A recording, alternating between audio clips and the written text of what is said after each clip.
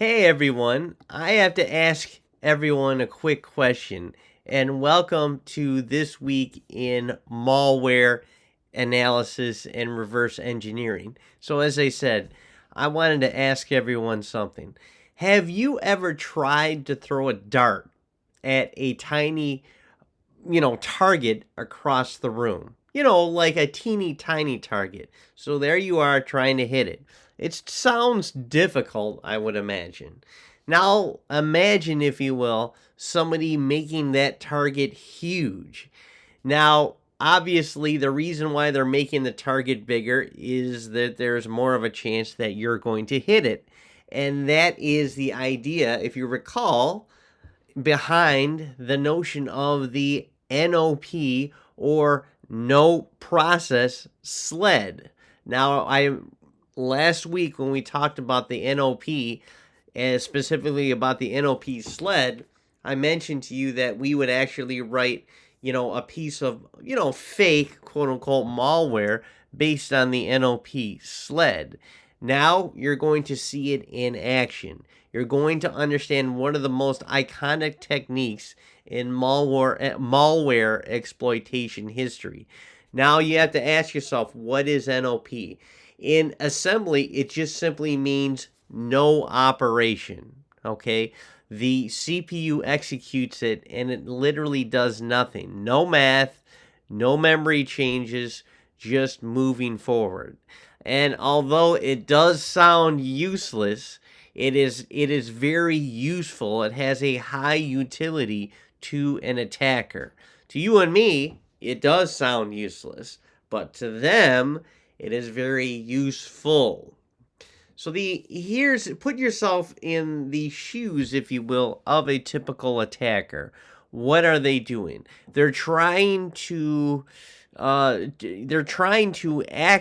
a specific piece of memory in your CPU.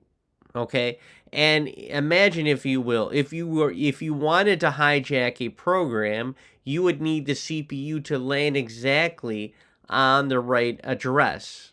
Okay? And the problem is, if you miss even by 1 byte, the exploit fails. It's game over. So attackers ask the genius question, what if precision didn't matter?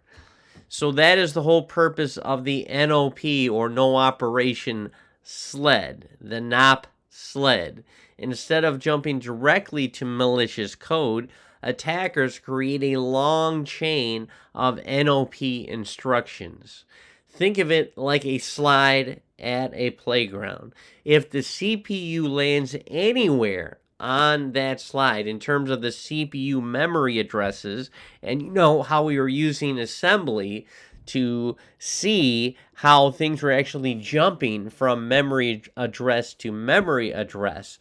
But imagine if they could write malicious code that references a particular memory address. If you miss it, as I said, even by 1 byte, you're going to be useless. But if the CPU lands anywhere on that slide, if you will, it will safely glide right into the payload of a particular memory address.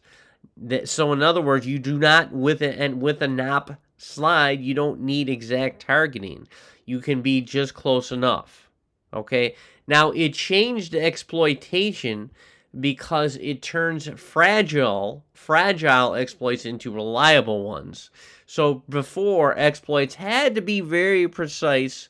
They were difficult to reproduce. Now you have a huge landing zone.